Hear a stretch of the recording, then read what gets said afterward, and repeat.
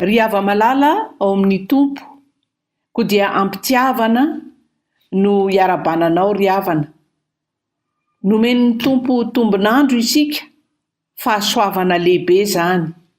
Ary dia enganeka izy ilay Tompony fandaharana sy ny fandaminana hanapaka tokoa eo amin'ny fiainantsika ary mba ho tanteraka ny planiny sy ny programany ho antsika tsirairay avy. Fa tsara ny Tompo ary tsara mandrakariva ny kasainy amintsika. Ankehitriny ara dia hiroso isika ry havana amin'ny fiombonam-bavaka. Fotoana moa izay atokantsika ho an'ny marary sy ny ankohonana izay rehetrarehetra mikarakara ny tsisy salama. Dia idera sy ankalazan'Andriamanitra isika amin'ny Salamo 17:1. Salamo 17:1 no omanintsika. Ry hava-malala ao amin'ny Tompo, ampitomboina aminao mandrakariva ny fahasoavan'Andriamanitra ao amin'ny Jesosy Kristy Tompontsika ary eo amintsika hatrany ny fampiraisana ao amin'ny fanahy masina. Amen. Miderahan Jehovah ry firenena rehetra, mideraha azy ry olona rehetra, fa lehibe ny famindrapony amintsika ary mandrakizay ny fahamarinan'i Jehovah. Alleluia. Amen. Iombona isika amin'ny hira izay anandratantsika ny fontsika sy ny fanahintsika eo anatrehan'ny Tompo. Hivavaka isika. Tera laza voninahitra ho anao Andriamanitra arainay eo. Misaotra anao zahay ary manaiky tokoa fa ny firenena rehetra, ny olona rehetra tokony hidera sy hankalazanao. Dia anjakao feno izao fanompoam-pivavahana izao mba ho manimpofona eo anatrehanao ho voninahitra ny anaranao. Amin'ny anaranao Kristy mahavonjy no anaovanay izany vavaka izany. Amen. Ankehitriny ara ry havana dia andray ny soratra masina isika. Ny soratra masina izay ampaherezan'ny Tompo atsika, izay anolorany hatrany ny fahasoavany ary hitondrany izany teny izany ny fanasitranana amin'ny aretintsika rehetra. Ny asan'ny apôstôly toko 9:10. Asan'ny apôstôly toko 9:10 no iarahantsika mamaky ry havana andraisantsika izany hafatr'Andriamanitra izany. Asan'ny apôstôly toko 9:10 dia manomboka eo amin'ny 9:7 hatramin'ny 7:30. Asan'ny apôstôly toko 9:10 manomboka eo amin'ny 7:30 hatramin'ny 7:30. Amin'ny anaran'i Jesosy. Ary noho nitan'ireo tompony fa very ny fanantenany azahoany harena, dia nisambotra ny Paoly sy Silasy izy ka nitondra azy ho anetsena any amin'ny lehibe.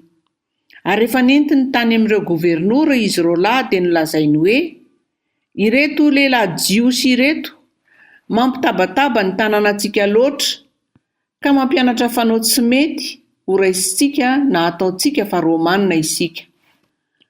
Ary ny vahoaka niara-nitsangana hamely azy, ary ireo gobernora nanaisotra ny lambany ka nasainy nikapohina tamin'ny hazo izy, ary noho efa nikapohiny mafy dia mafy izy dia nataony tao an-tranomaizina ka nasainy niambina azy tsara ny mpiandro-tranomaizina.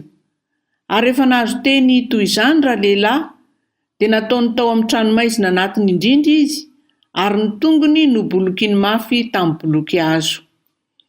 Ary noho ny namatonalina dia nivavaka sy nira fideranan'Andriamanitra Paoly sy Silasy, ary nihaino azy ny mpifatotra.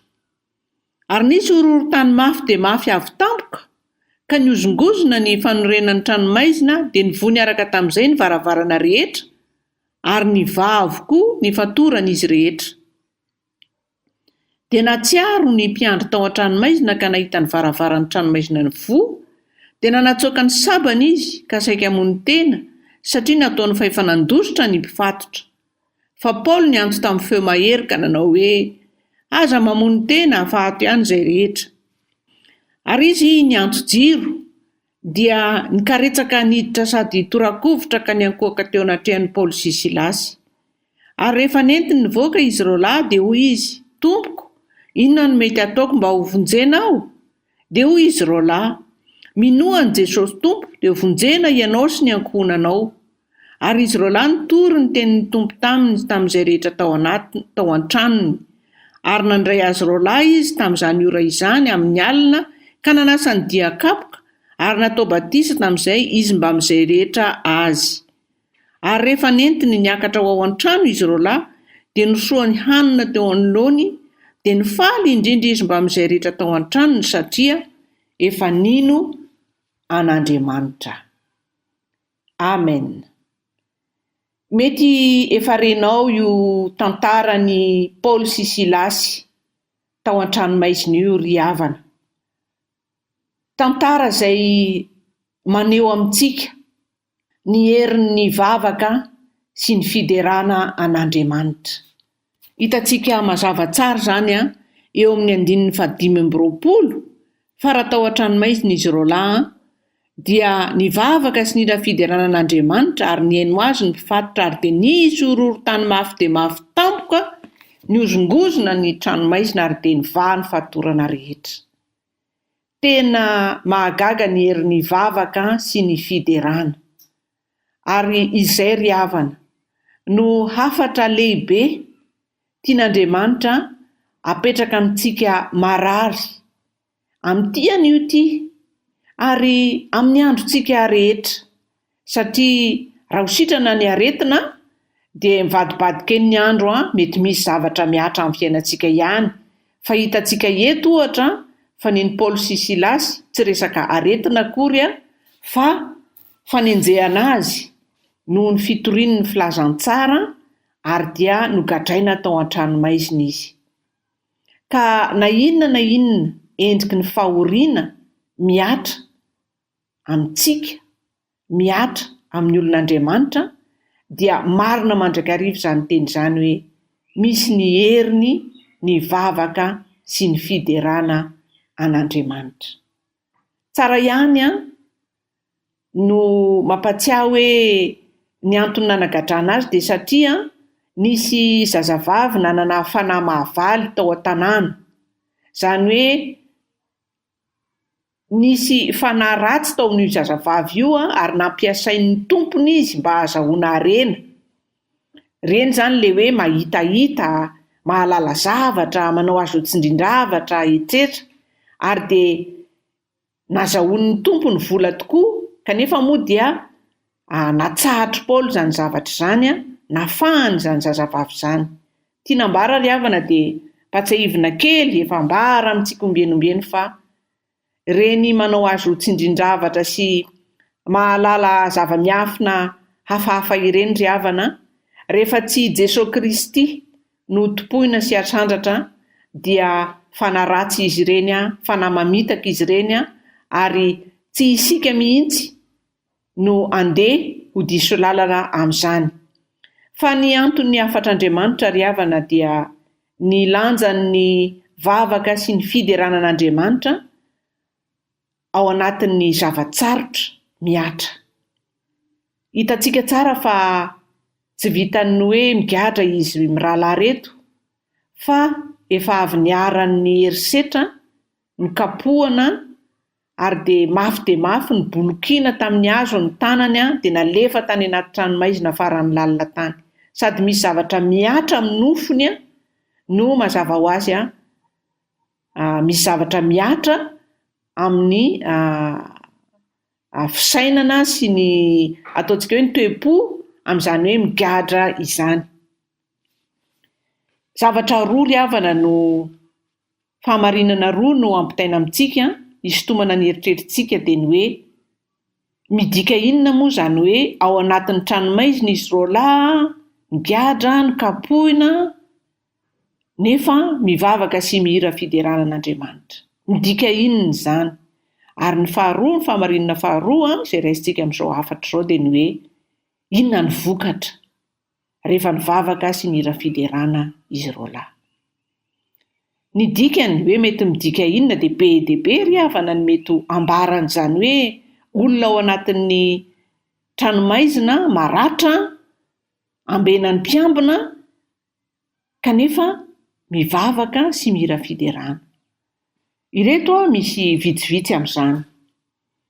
Manambara aloha izany ry havana fa nitahiry ny finoany sy ny fatokiany an'Andriamanitra i Paoly sy Silasy.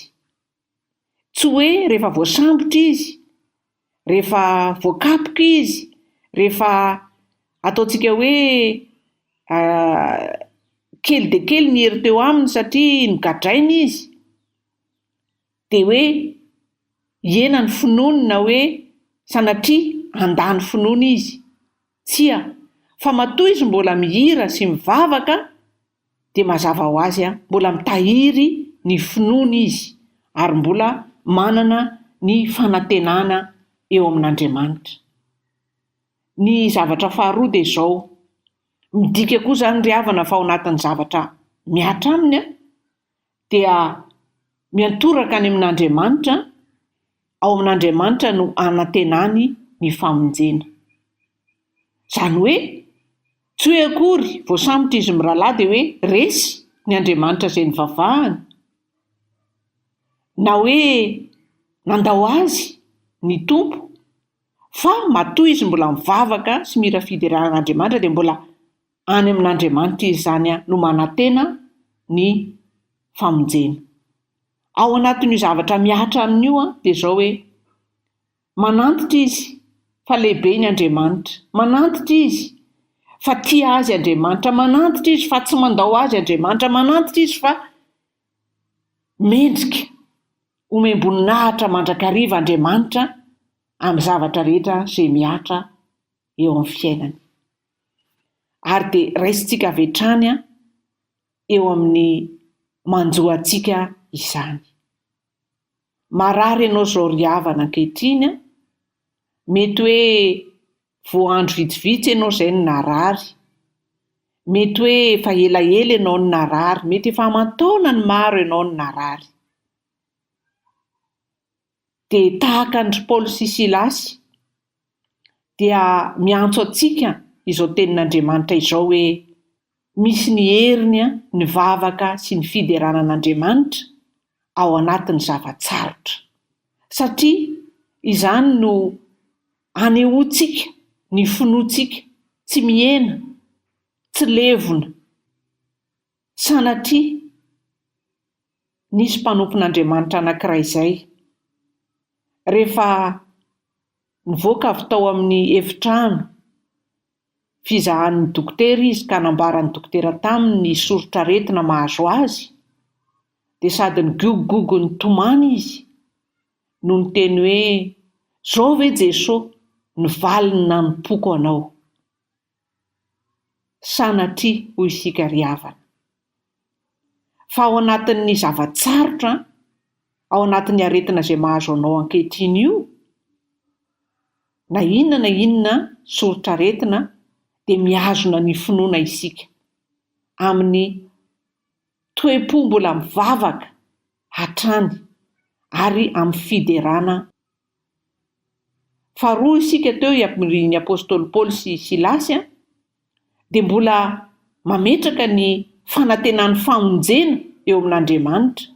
Tsy hoe resy akory ny Andriamanitra na hoe lefy ny herin'Andriamanitra, fa mbola manantena izy ary izay koa no tokony ho amintsika ry havana.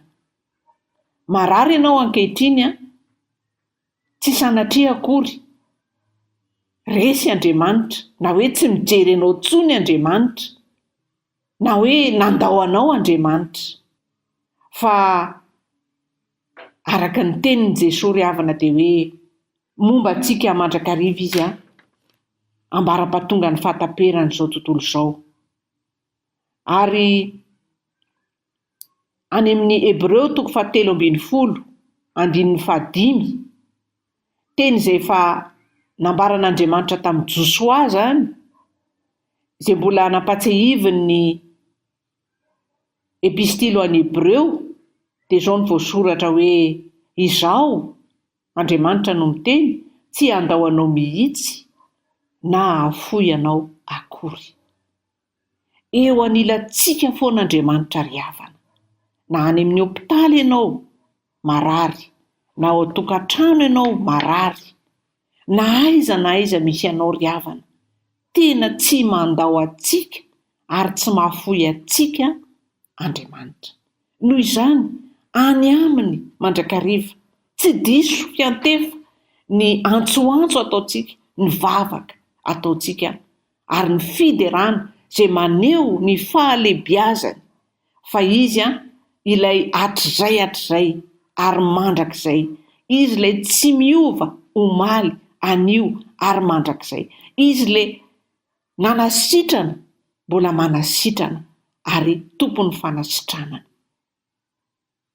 Izay ry havana no zavatra avy hatrany dia raisintsika hoe midika inona moa izany hoe ao anatin'ny fahasahiranana, ao anatin'ny fahoriana, ao anatin'ny aretina nefa mbola mivavaka sy manao hira fiderana.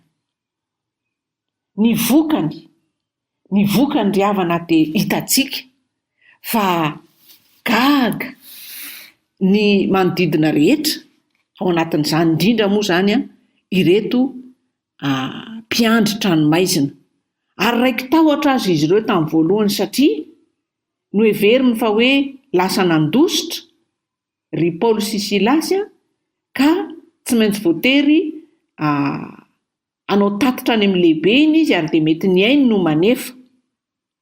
Natahotra izy fa i Paoly sy Silasy kosa, Paoly tena nampahery azy ireo ka niteny hoe aza mamono tena fa ato ihany izay rehetra. Izany hoe ny vokany izany ry havana dia mety misy olona ao anatin'ilay hoe ianao marary, mety hoe marary mafy ianao, na mety hoe sarotra sitranina ny aretinao. Mety misy olona mahita anao mihazona ny finoanao, mety misy olona ry havana matahotra. Mety misy olona satria mbola tsy fantany ilay finoana, mbola tsy fantany ilay Jesosy mpamonjy, ilay Andriamanitra izay ivavahanao, dia mety misy matahotra ry havana hoe fa inona ary ty ataon'ny zandriko ity, fa inona ary ny ataon'ity reniko ity, toa mivavaka foana sao dia very saina. Mety misy izany ry havana, fa jereo tsara fa rehefa nitenenin'ny Paoly izy ireto mpiambina tranomaizina hoe aza matahotra, aza mamono tena fa izay eto ihany, izany hoe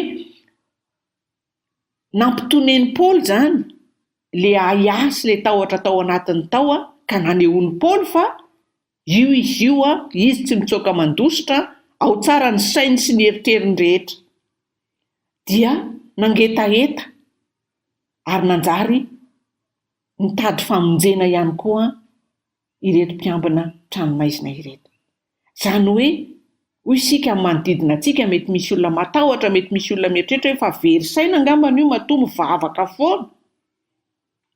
Fa rehefa aseho antsika azy ireo ny fahatoniana ao anatintsika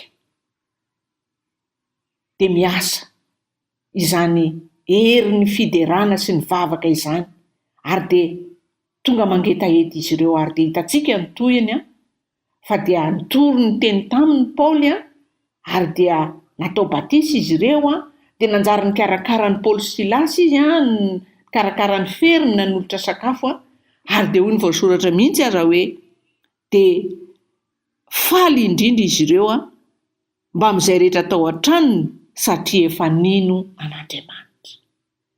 Misy fifaliana tonga eo amin'ilay mpiambina tranomaizina satria efa nino an'Andriamanitra koa izy ireo. Salamizantsika ry havana.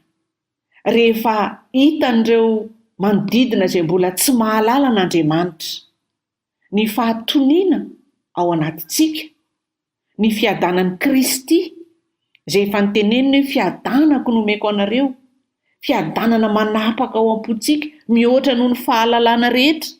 Izany hoe na inon'inona mety hoe tonona aretina tenenin'ny dokotera, isika tony mandrakariva satria tsika mino, matoky, vavaka sy mideran'Andriamanitra, dia resy lahatra ihany ireo olona ireo. Ary dia famonjena miparitaka, fahasoavana miparitaka, ary dia izany ny atao hoe maneho ny voninahitr'Andriamanitra tokoa. Koa mampahery antsika ry havana hoe andao isika tsy ho ketraketraka, na dia hoe voalohan'ny taona ve dia efa marary, na hoe mba nahazo taona vaovao ve dia mbola marary. Andao tsika tsy ho ketraketraka, andao tsika anaiky fa eo foana Andriamanitra, ary miazona ny tantara izy, miazona ny aintsika izy, miazona izao tontolo izao izy, manana programa Andriamanitra. Ka raha mety ianao ry havana dia tena hoe hanehoan'Andriamanitra famindrapo ary omen'Andriamanitra fifaliana manokana, satria mety avy aminao tokoa no hanehoan'Andriamanitra famonjena eo aminao sy ny ankohonanao. Meteza ry havana, andray izay zava-misy eo amin'ny fiainanao, hiorina mandrakariva amin'ny finoana, fahatokiana, fiatsapazana amin'Andriamanitra, aza menatra ny finoanao mihitsy. Izao vanim-potoana izao dia fotoana izay tokony tsy hamenatra antsika ny amin'ny maha-kristianina antsika ry havana. Hebreo 10 ihany ka ny 5:30. Hebreo 10:5-7 manao hoe aza manary ny fahasahianareo izay misy valiny lehibe. Na inon'inona mitranga, aza manary ny fahasahiana izay misy valiny lehibe. Dia ho voninahitr'Andriamanitra. Na kelikely ny feo midera azy, na somary mandiso kely eo amin'ny bahakira, tsy maninona fa Andriamanitra mandinika ny fo sy ny vo, ary ankasitrahany indrindra ny molotra manaiky azy ary ny fanahy miravoravo eo anatrehany. Dia ho tanteraka aminao anie ry havana ny fahasoavana lehibe izay homanin'Andriamanitra ho an'izay mahatoky azy. Ho an'Andriamanitra irery ny voninahitra. Hivavaka isika. Dera laza, voninahitra ho anao ry Andriamanitra tsara indrindra. Misaotranao izahay satria tsy taona vaovao ihany no nomenao, fa aim-panahy vaovao tovozonay eo amin'ny fanatrehana ianao, eo amin'ny fanatonana ianao, eo amin'ny fiantsapazana aminao, eo amin'ny fiderahana sy fankalazana ianao. Omenao aim-baovao tokoa izahay, ary mahatsiaro fa Andriamanitra lehibe ianao. Tsy ny zava-miatra amin'ny fiainanay akory no mampihena ny herinao sy ny fahefanao, fa vao maika aza reny, miasa tokoa, mampiasikasina fa tsy misy Andriamanitra fa-tsy ianao. Dia ianao ilay Andriamanitra efa tianay, ka nanolotra an'i Jesosy Kristy teo amin'ny hazo fijaliana ho famelan-keloka, ary nitsangako velona mba hanananay fiainana mandrakizay. Koa indreto izahay mametraka ny fiainanay Tompo, amin'izao taona vaovao izao, ao anatin'izao tsy fahasalamana izao, olonao sy ondry fiandrinao izahay, dia te hankasitraka, te hankalazanao mandrakariva, ary dia ho tanteraka aminay sy ny ankohonanay anie, ny fitahiana, ny fifaliana, ateraky ny famonjenao. Amin'ny anaranao Jesosy Kristy no anaovanay izany vavaka izany. Amen. Ry hava-malala ao amin'ny Tompo, ny fotoanantsika moa dia manapetra eto amin'ny onjam-peo.